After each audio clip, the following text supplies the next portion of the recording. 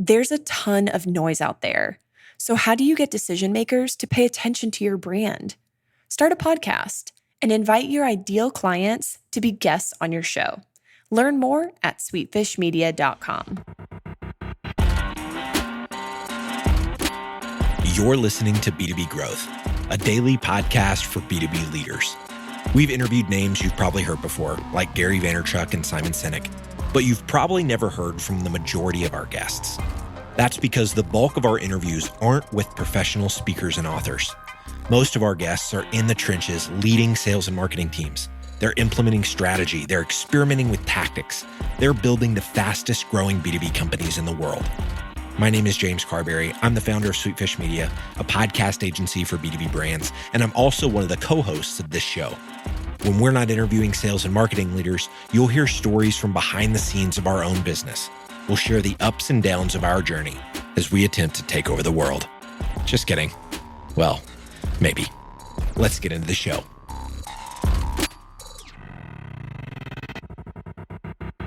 Welcome back to the B2B Growth Show. I'm your host for today's episode, Sean Blackburn with Sweetfish Media. Joined today by Kevin Kruse. He is the founder and CEO of LeadX. Kevin, how are you doing today? Doing great, Sean. How are you? Doing fantastic. Excited to have you on the show.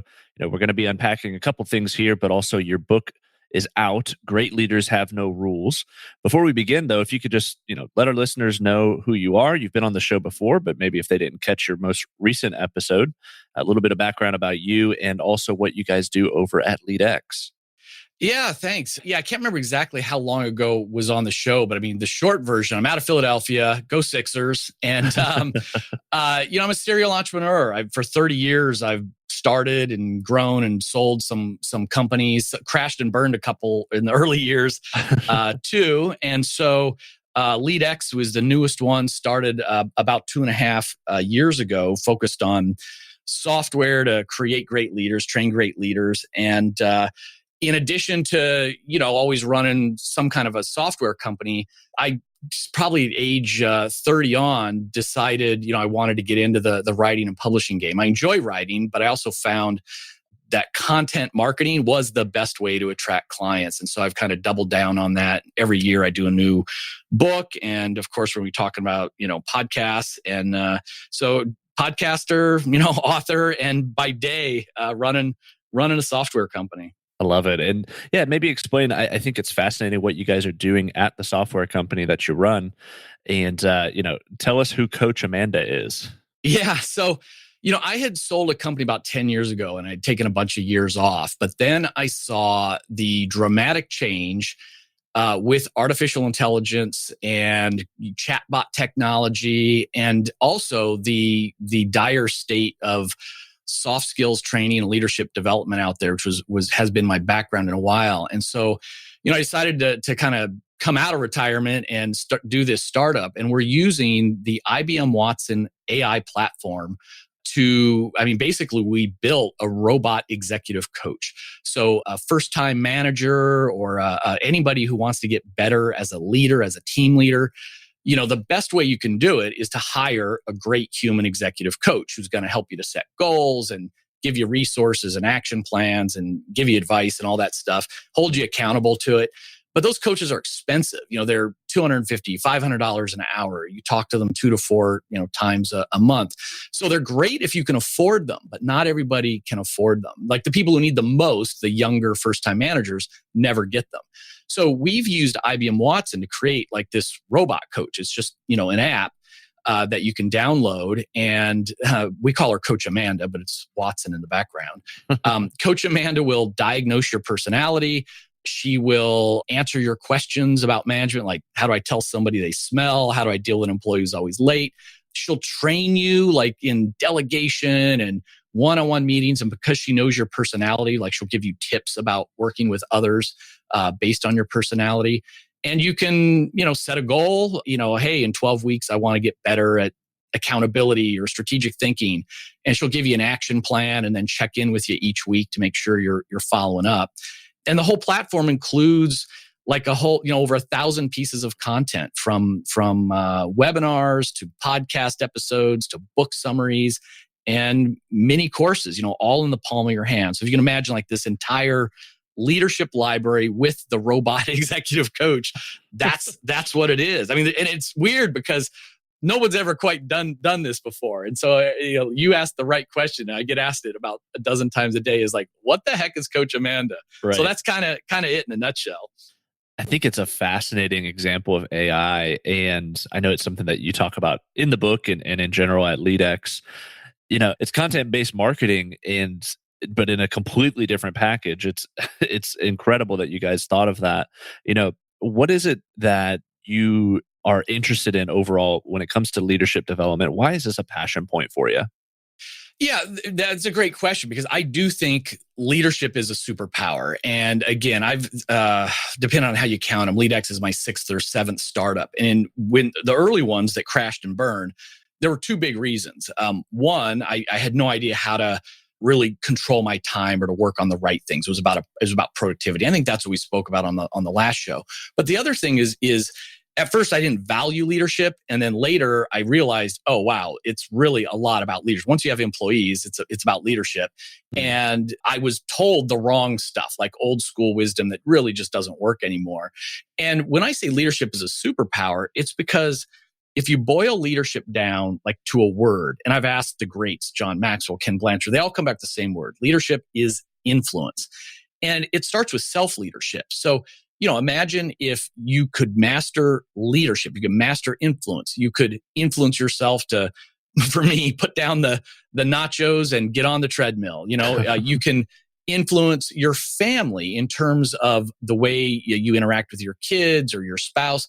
And then, of course, the traditional definition is, you influence people at work. And imagine if all of a sudden, you could lead your team in a way that they were dramatically more productive. There was no more drama or politics. They worked on the right things. They thought you were the best boss ever and would turn down those headhunter phone calls. I mean, leadership is a superpower, but unfortunately, a lot of the conventional wisdom just is outdated at this point. Mm. And one of the ways that you guys focus on investing in leadership is the LeadX Leadership Podcast. What was it that made you want to start the show, and what's that journey been like for you? Yeah, I mean, I'll be really direct on that. I mean, it from the start was, one, about spreading the love around leadership, but 2, it was for content and sales. Again, I've been doing this for 30 years. So, Sean, I used to tell people, everybody always comes up, I want to start a business or want to be an entrepreneur. How do I start? I used to always say, the first thing you need to do is write a book. It could be a small book, it could be an independently published book or whatever, but you need to write a book. The root word of authority is author. Like, everything changes when you can hand out a book instead of just a business card or a brochure. Now, that was sort of what I used to recommend before the podcast world, exploded onto the scene. Now I tell people, you want to be, a consultant, you want to be an entrepreneur, you want to advance your business, start by launching a podcast. And so LeadX, we literally launched the podcast. That was the very first thing we did before we started writing software, before we started looking for our audience. We built the audience before we built the company. And literally, we were in stealth mode working with IBM Watson. You couldn't even buy anything from us for 2 years, but we had the podcast running for 2 years because we realized, okay, one, it's building up the broader audience and brand awareness in this leadership space, anybody who's interested in leadership.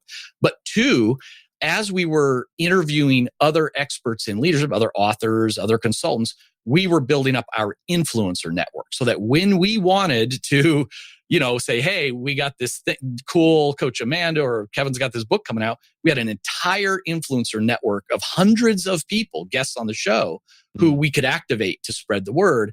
And then more recently, now that, we just came out of stealth mode late 2018. So now that we are in the sales mode, we've shifted it, and the guests are the avatar. They are the buyer. So in our world, it would be directors of leadership development, directors of talent management, VPs of talent management, or OD. And so now they are the guests of the show. And of course, one, we actually one-to-one, we're now networking and building a relationship with that one person. But more than that's a magnet. We all want to learn from the other peers in our group. So if I'm a director of training at Acme company.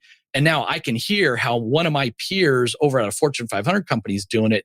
I'm going to gobble that. I'm going to gobble that up like crazy. I'm going to be grateful to LeadX for putting it out there. So, I mean, from the start, for 2 years, we had nothing to sell, and we were doing the podcast, and we continue to do it, but at a more advanced level. Now that we are on the market. That's a fascinating example of definitely a crossover with what we do here at Sweetfish Media and certainly the B2B Growth Show.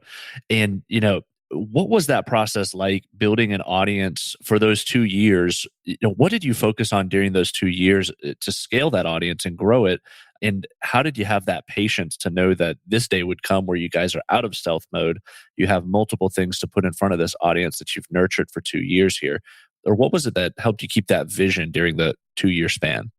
Well, it certainly takes patience. And I will say that with the podcast shows, I mean, unless you know some trick, Sean, that I would love to hear, it is impossible to game podcast growth. Like with books or almost anything else, you can run some ads and you get some traction, or you do some social media stuff and you get some traction. You can spend money to buy audience in most places, or there's some like growth hacker tricks.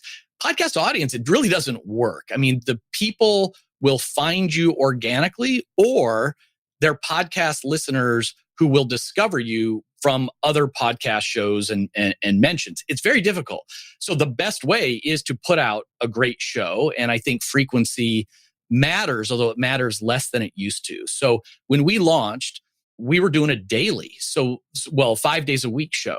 So 5 days a week, we would have on a different, big name leadership guru, author, someone giving high value stuff. And the other thing that was kind of like magical for the show, and we still do it, is I would just force the audience, the guest, like, you've got to give us like a challenge, something actionable we can do today. Like no theoretical stuff. Like, what can I say to my team to improve their performance today, or whatever it is?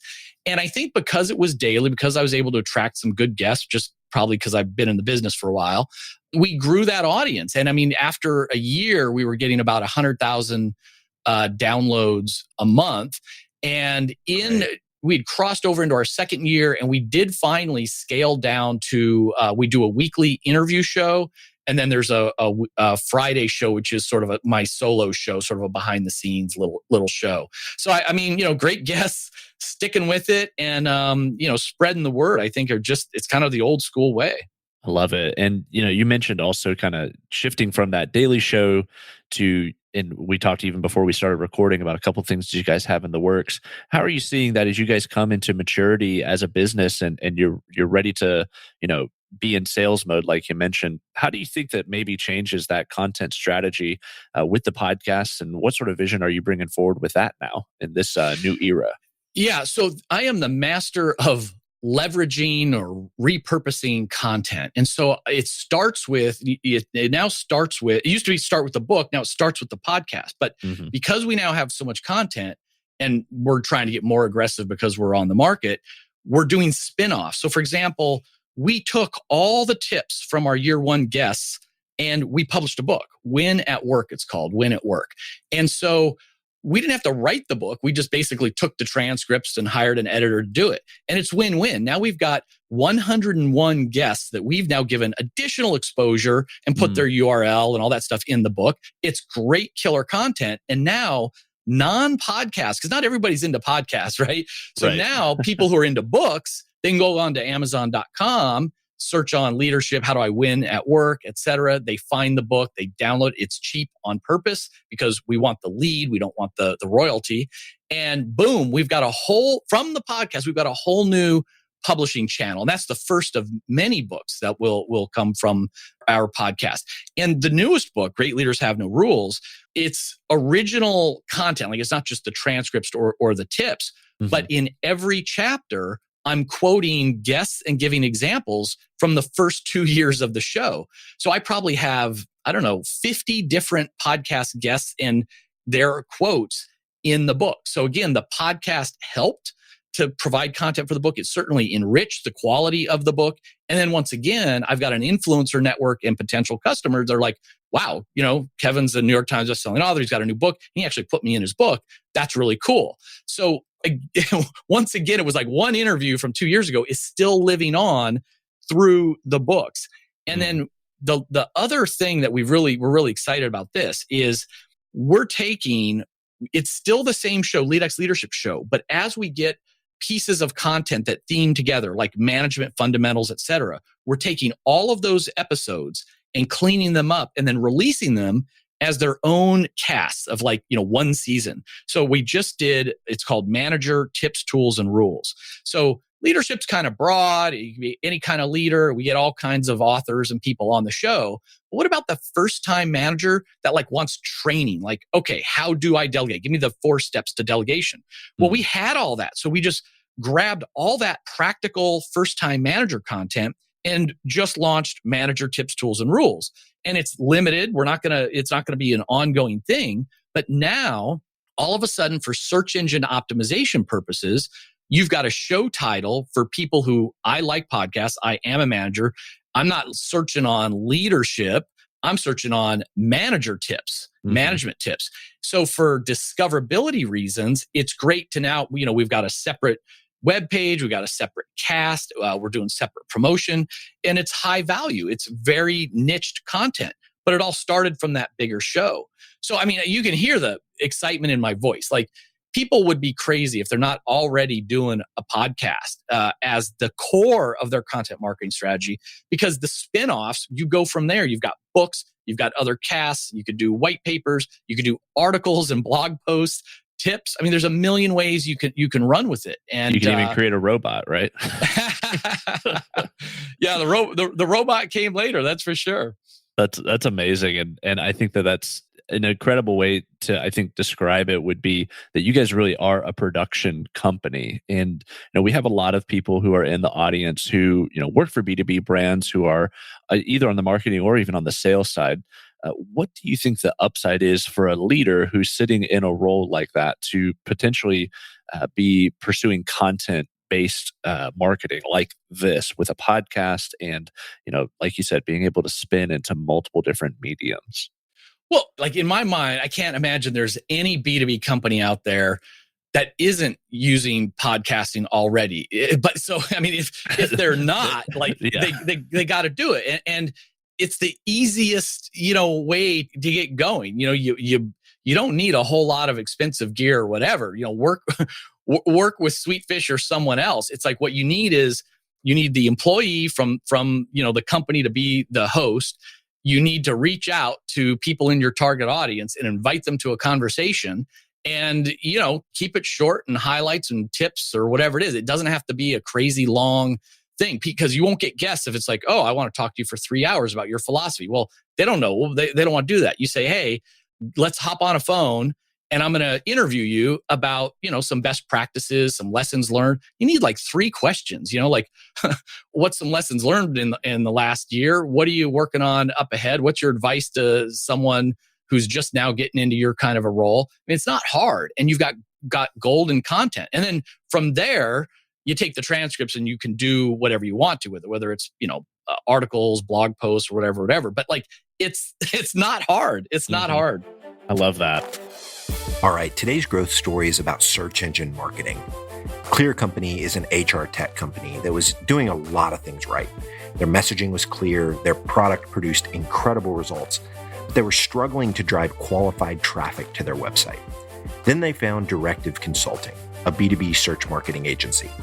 Within the first 12 months of working with Directive, Clear Company was able to increase their qualified lead volume by 157%. I have a hunch that Directive can get these kind of results for you too.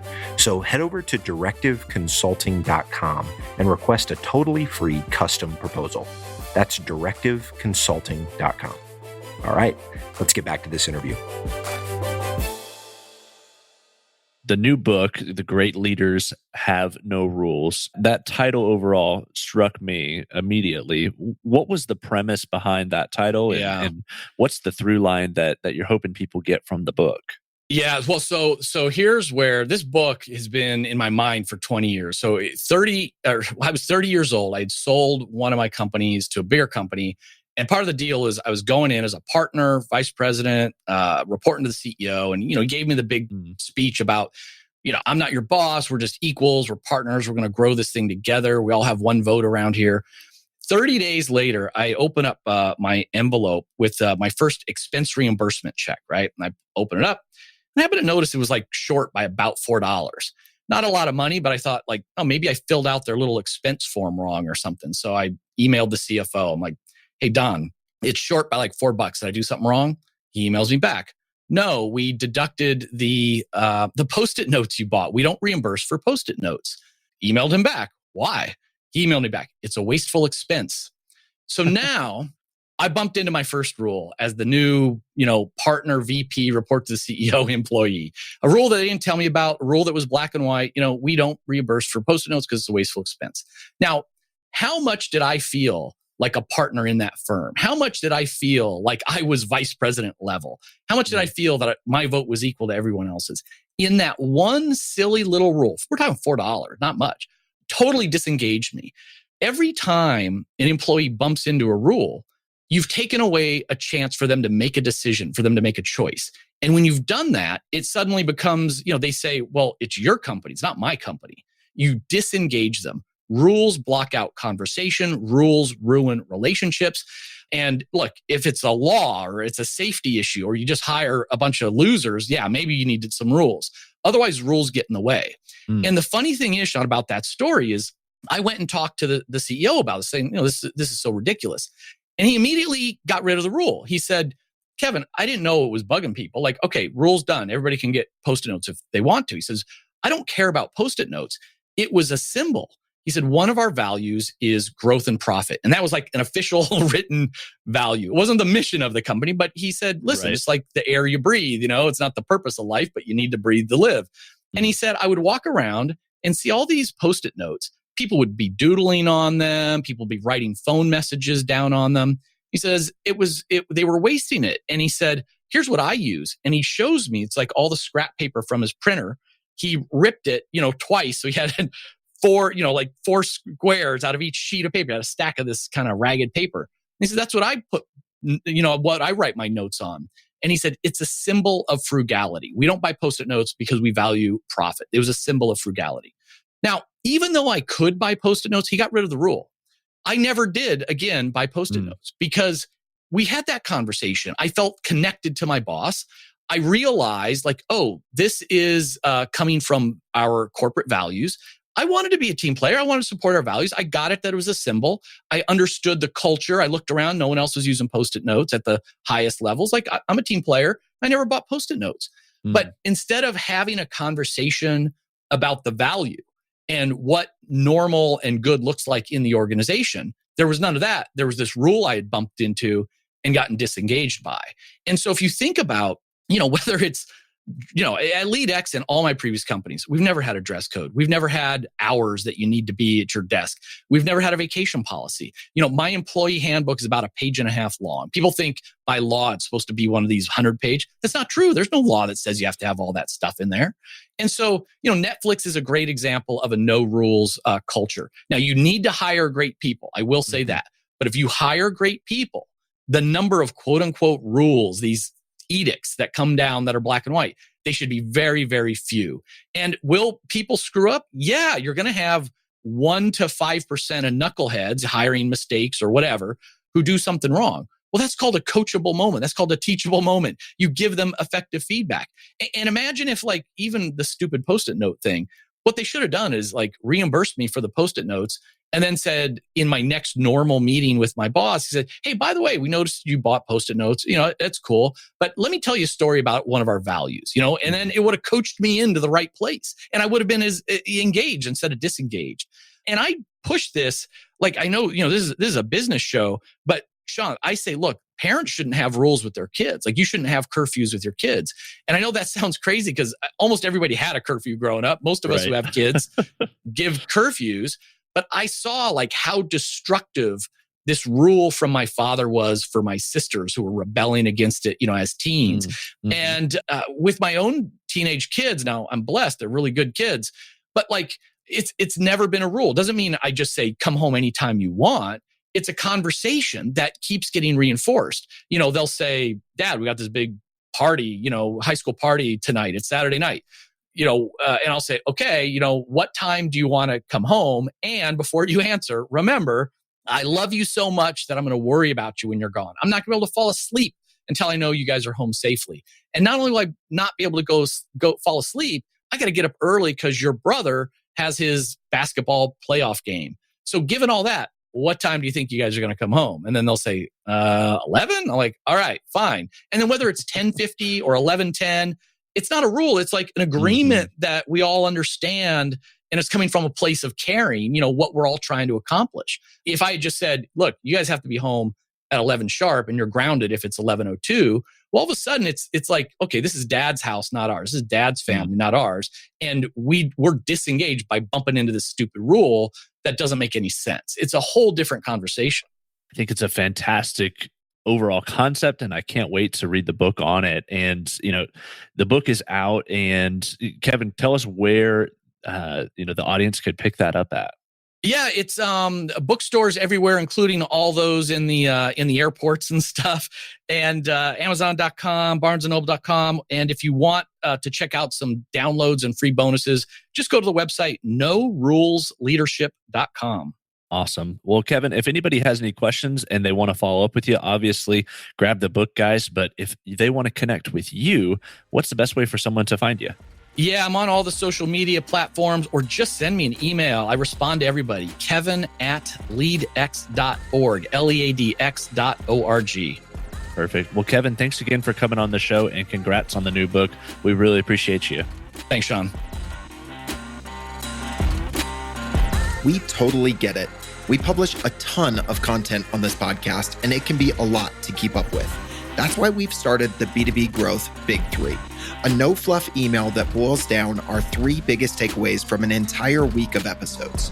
Sign up today at sweetfishmedia.com/big3. That's sweetfishmedia.com/big3.